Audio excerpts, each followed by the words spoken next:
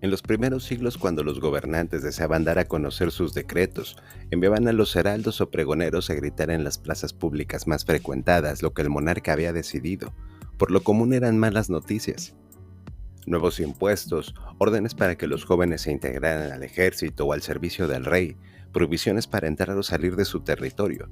Y sabiendo que habría reacciones violentas, los heraldos se hacían acompañar por soldados reales. En Viena, en el año 1529, se publicó lo que podría nombrarse periódico. Fue una hoja que contenía varias noticias y los niños eran quienes las vendían en las plazas públicas. En 1605, Johann Colorius imprimió el primer periódico con varias hojas tipo gaceta. En México, en Tequila, Jalisco, vivió el padre del reportaje mexicano, Manuel Caballero. Ocurrió durante el Porfiriato. También durante el Porfiriato se gestó un periodismo de la peor calaña que atacó a periodistas valientes como a los hermanos Flores Magón, a Guadalupe Posadas, a Joaquín Francisco Zarco, para formar un criterio apropiado para la dictadura del Porfiriato. La prensa no pudo evitar que el pueblo se agregara al movimiento revolucionario de Madero, ni consiguió sostener en el poder a Porfirio Díaz. Tuvo que tragarse el enorme sapo al ver que Madero se sentaba en la silla presidencial que para los dueños de los periódicos tenía el valor de un trono. Los dueños de los periódicos se agazaparon para ver qué tipo de gobernador era Madero, y cuando supieron que era un hombre decente que gobernaría con principios democráticos, comenzaron a publicar noticias falsas y burlonas contra la figura presidencial. ¿Les suena familiar?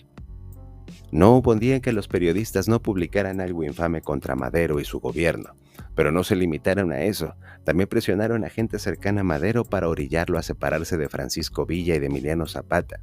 El método que utilizaron los colaboradores deleznables fue el presentar obstáculos para deshacerse de leyes a favor de la lucha campesina o de las demandas de los villistas. También se alinearon con el embajador norteamericano Henry Lane Wilson que, por órdenes del gobernador del país del norte, buscaba traidores mexicanos que ayudaran al derrocamiento de Madero. La hazaña de los periódicos contra Francisco y Madero era tal que su hermano Gustavo Amadero, desde la curul de diputado, dijo que los dueños de los periódicos mordían la mano del que les quitó el bozal. Cuando los integrantes del complot antimaderista consiguieron la traición de Victoriano Huerta, este hizo preso a Gustavo, el hermano de Francisco y Madero, y lo entregó a los generales Félix Díaz y Manuel Mondragón, quienes dieron gusto a los dueños de los periódicos, entregándolo preso a cadetes y soldados para que lo mataran con saña. Le sacaron los ojos, lo aporrearon con metales, le hundieron las bayonetas e hicieron correr por las calles herido de muerte y transido de dolor. A Francisco le fue mucho mejor. Hicieron que se le fusilara a espaldas de Lecumberri junto con su vicepresidente José María Pino Suárez. Como a bestias carniceras, la sangre probada cebó a los dueños de periódicos, y durante la era postrevolucionaria se aliaron a los oligarcas porfirianos para forzar a los gobiernos posteriores a hacer las cosas como convenía a los poderes fácticos. En 1968 se podía decir que el pacto entre Estado mexicano y medios de difusión estaba sellado. Cuando ocurrió la matanza de estudiantes de Tlatelolco, ningún periódico, ninguna revista, ninguna estación de radio, ningún canal de televisión publicaron lo que el Estado mexicano hizo con sus estudiantes. Solamente el periódico Excelsior, dirigido por Julio Scherer, se atrevió a publicar su primera página en blanco, y la revista ¿Por qué?, publicada por Mario Rodríguez Menéndez, puso en la primera página fotografías de la masacre. Para entonces los oligarcas eran los dueños de los medios de información más importantes, y se decía por todas partes que cada noticia, cada fotografía y cada imagen era pagada por alguien. José López Portillo puso sobre la mesa cuál era la relación existente entre prensa y Estado, cuando el Día de la Libertad de Expresión se reunió con los dueños de los medios y dijo, enojado por algunas notas contra su gobierno que publicaron, no voy a pagarles para que me peguen. Y los castigos reduciendo la publicidad que les compraba y algunas canonjías. La prensa fue quien le colgó el mote de perro llorón. En cada masacre realizada por el Estado la prensa callaba, pero cuando quería algo y el Estado se resistía a darlo, entonces atacaban. De esa forma la prensa fue convirtiéndose en el cuarto poder.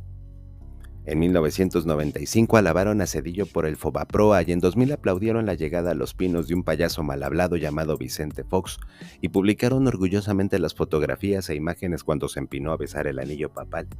Ocultaron la corrupción de la familia presidencial. En 2006 se impusieron como presidente a Felipe Calderón.